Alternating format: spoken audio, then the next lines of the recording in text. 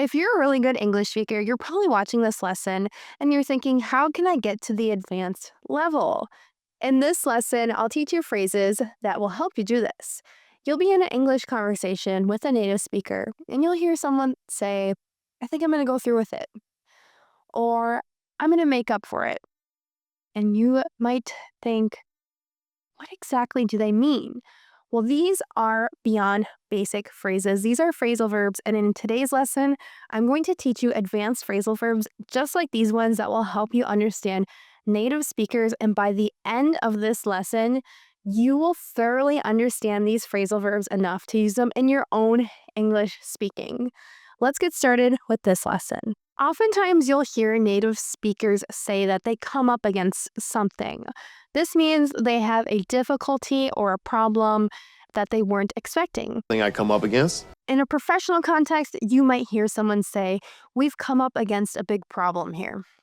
This means that it was kind of unexpected and we have a roadblock or something blocking our success or our completion of this project. If you're in a sports context on a team and you know you're going to come up against some really good teams or some other good competitors, you might warn your own team and say, we are going to come up against some really good competition, some literal difficult competition. You might ask someone, what problems do you think I'll come up against here?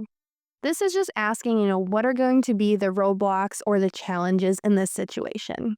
The phrasal verb to keep up with is used in a few different contexts, and it's very common. You might think of someone having to keep up with trends. This means they are trying to dress with fashionable clothing, what is popular in the moment. Or you might have a grandma or someone who is older in your life and they are trying to keep up with technology.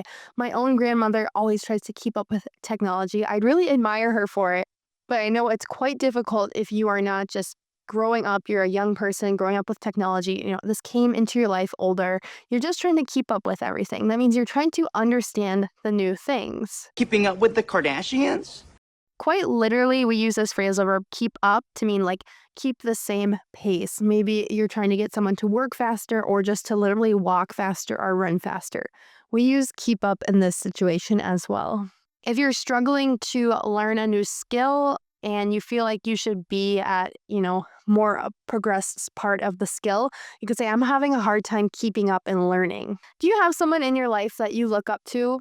If you look up to someone, it can be someone who is older than you or the same age or even younger. It just means you admire them and you want to be like them. I always look up to mothers and grandmothers who have raised really kind and respectful children or large families because I just know the challenges that comes to this, and it's hard to be such a good parent and to raise respectful, kind kids into adults. I look up to these people. This phrasal verb is used very exclusively just to say that someone inspires you and makes you want to do better. They're motivating to you. Oftentimes we say that kids really look up to professional athletes and that professional athletes need to set a good example and they need to, not do things in life that are bad behavior. Let's go back to that phrasal verb that I mentioned in the beginning of this lesson, to make up for something. When you make up for something, it means you are compensating. You are doing something extra or doing something good to make up for a mistake or to make up for a wrongdoing or some sort of bad behavior. I can't make up for what I've done to you. If you forget someone's birthday, you might want to get them flowers later because typically flowers are just kind of an extra gift. Like they show that you're sorry, they show that you made effort, and hopefully the person will forgive you for forgetting their birthday if you get them flowers. Oftentimes, if you promise someone that you're going to do something and you forget, or for some reason you can't do it, you'll say, I will make up for it by, doing this extra thing for you. If you're wasting time at work, you might tell your boss, I'm going to make up for the time that I wasted by staying late today. So you're trying to compensate for a mistake or something bad that you did when you use this phrase. It's used really commonly in apologies as well. You're just trying to make the situation right. You're trying to make everyone happy. Do you have something right now that you're trying to cut out?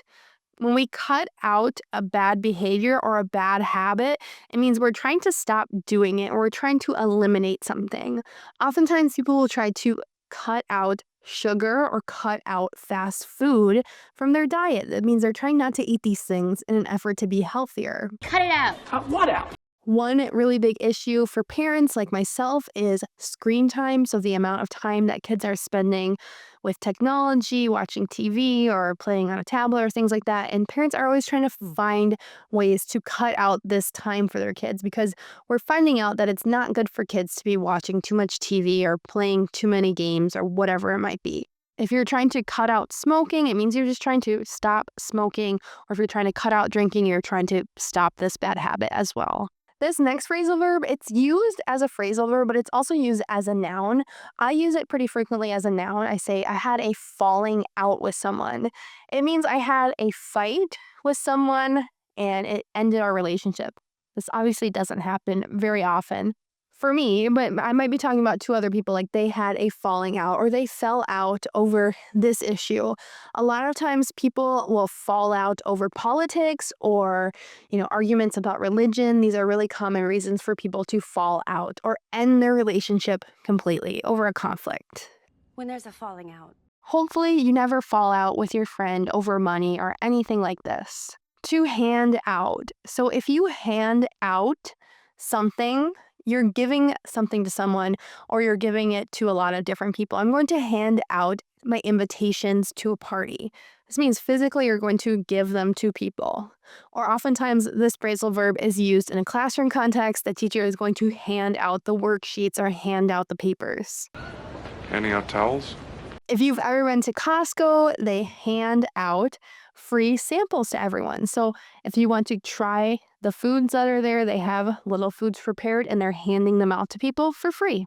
And typically this phrasal verb, hand out, it means that you're giving something away for free. If you're using it in a context like we're handing out food, this means that you're not paying for it, we're just giving it away. It's really important not to leave people out because it can hurt their feelings. This phrasal verb, to leave out, it means either to forget someone from the group or to exclude someone from the group. Oftentimes, kids will leave out one of their peers. So they'll invite everyone, to a party or to hang out. And, they're trying to be either mean or like they're having some sort of conflict. So they won't invite a person to leave them out. People get their feelings hurt. They feel very badly when they're left out. If you want to say you feel like you're just not a part of the group, you can say, I feel very left out. What you leave out. We use this phrasal verb to leave out when we're talking about groups of people, but it's also very commonly used when we're talking about excluding information. For instance, if you are writing a news article, maybe you're a reporter, and you are kind of biased, you want everyone to believe that something happened. You might leave out some details that contradict, what you want people to believe. Now, obviously, this wouldn't be good journalism, but it's just, an example here. It happens a lot in the real world. Sometimes when people tell a story and the other person, notices they forgot to say something, you could say, you left out the most important part, or you left out the most important detail. This means you forgot to tell the part of the story that is really interesting or makes the story make more sense. This is a really common way we use this phrasal verb in English as well. Now we're moving on from leave out to let out. If you let out something, you let it escape or you release it. Oftentimes, my friends who have dogs will say, I'm going home to let out the dog. This means you're letting the dog go outside, usually to use the bathroom. Let it out. Let it out. My kids have a pet rabbit, and I always say, hey, can you go let out the rabbit? He needs some exercise. I'm trying to teach my kids how to be good pet owners. The rabbit usually stays in a cage, but they let it out and they let it run around. We also use let out when we're talking about our own emotions or expressions. A really common one is I let out a sigh. A sigh is, I let out a sigh of relief. Or another one is I let out a burp, or I let out a scream when I was scared. So it's an unexpected kind of noise or expression. A really, really common phrasal verb is keep on. If you say keep on doing something, you mean continue it. Don't stop. To keep on fighting. So if somebody's talking is annoying you, Maybe it's just loud or distracting and you feel like they just keep doing it and doing it. Maybe you've even asked them to stop. You could say, he just keeps on talking. This means like he doesn't really consider, everyone else's opinions on his talking around here. Or maybe you're talking about someone who's really persistent. They keep trying something even though they're having trouble mastering the skill or they're failing. You could say they just keep on doing it again and again. This just means they're continuing their effort. And usually this is a positive thing if we say like they're keeping on doing it. They're not quitting. A really important phrasal verb is to fill in for. Typically, we say fill in for someone or something. So, for instance, if you are going to be not doing your job for a while, maybe you're having a baby, or maybe you have, a family situation where you need to take a lot of time off of work, you can say that someone needs to fill in for you at your job. Maybe you're at a volunteering event, kind of a job, but you might be done, working at whatever you're doing. You might say, hey, I have someone over here that can fill in for me. That means they're going to do the job for me. Who will be filling in for me? So we really just use fill in for when we're talking about someone temporarily doing someone else's job or duties. Let me let you in on a secret. This phrasal verb, to let in on, it means to share a secret or to share, a story that isn't public. This phrase is pretty informal. It's pretty playful in English. It's often fun to say like, let me let you in on a little secret. And then you tell the person the secret. And it's usually not something super duper serious. So when something gets really intense or a person is being really intense or putting on a lot of pressure, you could say they need to ease off. We use this phrase ease off when we mean like lighten the pressure or just don't be so intense. Maybe it's time to ease off, huh? We can say if it's raining really hard outside and then the rain kind of slowly stops, we could say the rain is easing off. It's becoming less intense. After the pandemic, people slowly started to ease off all of the restrictions that were in place for, health and safety. If you look down on someone, it means you think they are inferior. This phrase is definitely kind of a negative thing, to look down on someone. You're not looking down on us, are you? Some people think that education, your degrees and, your titles are the most important thing. And they look down on people who don't have a college degree. Well, I think this is wrong because I think you can be very smart without ever having gone to college or attending any sort of formal education. Some people look down on it. Sometimes I say, I look down on people who are doing things that aren't very moral. For instance, they're stealing or they're being racist or things like that. I would look down on a person like that. Typically, though, we use to look down on someone, we're saying like we're being very arrogant or judgmental. It's not seen as a good thing typically to look down on people. It's important to life to have friends that will stand by you no matter what the circumstances are. This means that even if you're going through challenging times in life, maybe you lose your job, go through a breakup, maybe you gain weight, you have friends that are always there to support you and still will love you and care for you. So this is what it means to stand by someone, to support them under any circumstance. Standing by me. You can also say that you are going to stand by your decision. This means you're going to be very loyal to your decision. You're not going to change your mind or support another idea. The next phrasal verb, to get through, we use it in two different ways. So first, we can say we got through something difficult. Maybe you have your final exams or a big project deadline. If you get it done, you're successful. You say, I got through my exams or I got through my deadline. This means you achieved it.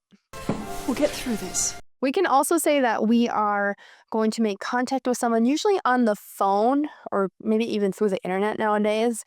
Like back in the day, if you called someone and they were already on the phone, you would get a busy sound. Like you can't get through to their phone. This means you can't contact them. So you could say, I tried calling, but I couldn't get through. Now there might be other reasons. Maybe their phone's off or maybe, for some reason they don't have their phone. So you could say, I just couldn't get through to you. It means I couldn't contact you. I couldn't make you understand or whatever it might be. Here's a phrasal verb that we use for more serious situations. When we are going to go through with something, it means we're going to go with a plan. We're going to do it. We're going to execute it, even though it's going to be hard, maybe emotionally or just challenging. Like, for instance, sometimes people in a relationship, when they want their marriage to end, they will go through a divorce. Or if they feel like they want to get divorced and then they change their mind, they could say, I didn't go through with the divorce. This means you did not execute the plan. Maybe you have something physically wrong with you and you're debating on, different methods of treatment. Maybe you can take medication. Maybe you can get surgery. You could say, I'm going to go through with the surgery. This means you're going to execute this plan, even though surgery seems, scary and difficult. To go against. If we go against someone or something, we're going to oppose it. So you could say, I'm going to kind of go against popular beliefs here. This means you're going to say the opposite, even though it's popular. Or oftentimes we just use it in sports or any sort of competition, like these two people are going against each other. Don't go against me, boy. A fun way that we say we're going to accept someone's plan or we're going to agree to something is we say we're going to go along with it. I'll go along with it today. This means normally you don't like to do it in this way or you wouldn't agree with this person, but you're going to go along with it today. I just go along with it? Maybe you are deciding with a group of friends what kind of food you want to eat, and a lot of your friends say, I really want pizza, and you're like, I really want to go get Chinese food. You might say, well, I'll just go along with what you guys want since you all want it together. It implies you're kind of reluctant to agree, but you're going to do it. The next two phrasal verbs have to do with revenge. So the first one is to get back at someone. So this just literally means to take revenge. You're going to do something as negative as the person did to you. So maybe your ex, lied to you about something. And so to get back at them, you're going to spread rumors about them or something like that. This is a horrible example. A lot of times you can use this in a more playful way. Maybe you're playing a video game or something. And in the video game, somebody shoots you or whatever it might be. You say, I'm going to get back at you. This means I'm going to get my revenge. It's a playful, informal phrasal verb. Okay, so the next phrasal verb also has to do with revenge, but it can be used more simply as well. So to pay back. If you pay back someone, you give them the money that you owe them. Someone gave you a loan, you're going to pay it back. Now, we can also say that you're going to get payback when you're going to get revenge on someone. It's exactly like get back at someone. Anything you pay, I'll pay you back. So sometimes we talk about cutting things out, like eliminating them. For instance, we're going to cut out sugar. But sometimes we just say we're going to cut back on something, which means we're just going to reduce it, but not eliminate it or get rid of it completely. A lot of times people want to have better habits, so they might say, I'm going to cut back on my spending, or I'm going to cut back on my expenses if they're trying to save money, or I'm going to cut back on sugar, or I'm going to cut back on social media. You're just kind of reducing your habits here. Now, if you're not just reducing, but you're getting rid of it completely, you can say you're going to do away with something. This is a really informal phrase that just means you're going to stop using something or you're going to get rid of it.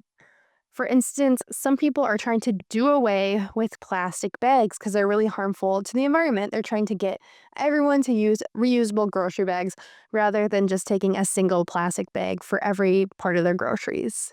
When something lasts longer than it needs to, and just feels boring, it feels like it's taking a long time, you feel impatient, you can say this is really dragging on. A lot of times when I'm sick, especially in the winter during cold and flu season, it feels like my sicknesses just drag on. Like I just want to feel healthy and it feels like it's taking a long time for my body to fight a cold or to fight a flu. Could drag on for quite a while. If you're in a meeting at work and it's taking a really long time, you could say, this meeting is dragging on. Just be careful about who you say this to, because it's definitely a negative thing if you say that something is dragging on. It means it's boring and it feels like it's taking too long. If you feel like you fit in, it means if you feel like you have a lot in common with everyone around you and you feel like you belong to the group. It doesn't feel good when you don't feel like you fit in. It feels like you feel like you're not like everyone else and no one really understands you. I think this is a really common feeling around the world. I want to be interesting. I want to fit in with you guys. It's important when you are finding a job that you fit in with people at work because it will just help you work as a team and get along with people. Give away is a really important phrasal verb because it can be used in two different ways. First, if you're giving something away, it means you're kind of donating it or giving it to someone for free. A lot of times people go on Facebook groups that have items that people in their community are giving away. It's called a buy nothing group. I'm in a ton of them. I love buy nothing groups because you can give things to people or you can find things that people don't want. For instance, last summer, I found a badminton set that someone was giving away for free, and I was really excited, and my family really enjoyed playing badminton. Keep it, give it away. We can also say you're giving it away when someone is revealing some sort of information or a secret or the answer that they didn't want everyone to know. You're giving away the answer. Recently, I was playing trivia at a baby shower. I made up the game for my sister-in-law. It was her baby shower, and they're all questions relating to baby. And my aunt just kind of gave away the answer to one of the questions. She accidentally shouted it out, and everyone said, "Oh, you gave it away. You gave away the answer." I mean, she revealed the answer, and she did very obviously. Sometimes when kids are really cute, it's hard not to give in to their wants and whatever they ask for. For instance, a cute little kid might come up to you and say, "Can I have a cookie, please?" And maybe you're not supposed to be giving them sugar or treats, but they're just so cute and maybe they ask so nice that you just have to give in. It means you can't resist if you say give in. You're giving in.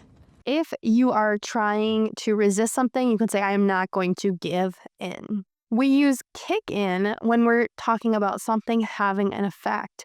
If you're sick and you take medicine, you might read on the bottle that it will have an effect in 20 minutes. So you might say it's going to kick in 20 minutes, meaning it's going to start working in 20 minutes. A lot of times we say my adrenaline kicked in. Adrenaline is a hormone in the body, that makes you have a really intense emotional response. So you say it kind of kicked in this really stressful situation. It started working. If you want to say that someone very harshly attacked someone or kind of criticized them, you could say they really laid into them. This is pretty informal. This is kind of like slang, even though it's phrasal verb. You could say the coach really laid into their players after the loss. Maybe they yelled at them and criticized them, and you thought it was pretty harsh. So, Dad, did Mom lay into you? So if somebody has control over you or you're going to kind of escape a situation, you can say you're going to break away. There's a famous Kelly Clarkson song called Break Away where she's describing, leaving her hometown, being brave, leaving a situation that's really comfortable to try to do great things. And of course, she's an awesome singer. So she really did that in real life. If you break away from, someone who has kidnapped you or something, it means you escaped. Hopefully that hasn't happened to you, but this would be the phrasal verb that describes that situation. You're not breaking away. We learned so many great advanced phrasal verbs in this English lesson. I don't want you to forget any of them. I want you to be able to use these in your everyday English. Let me know the ones that were most important to you in the comments below. And make sure to visit EnglishWithKayla.com where you'll gain access to the resources for this lesson and all my lessons in the past by signing up for my monthly membership. I'll leave the link below to make it convenient for you.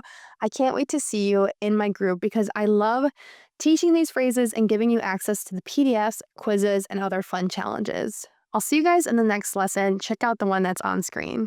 Goodbye!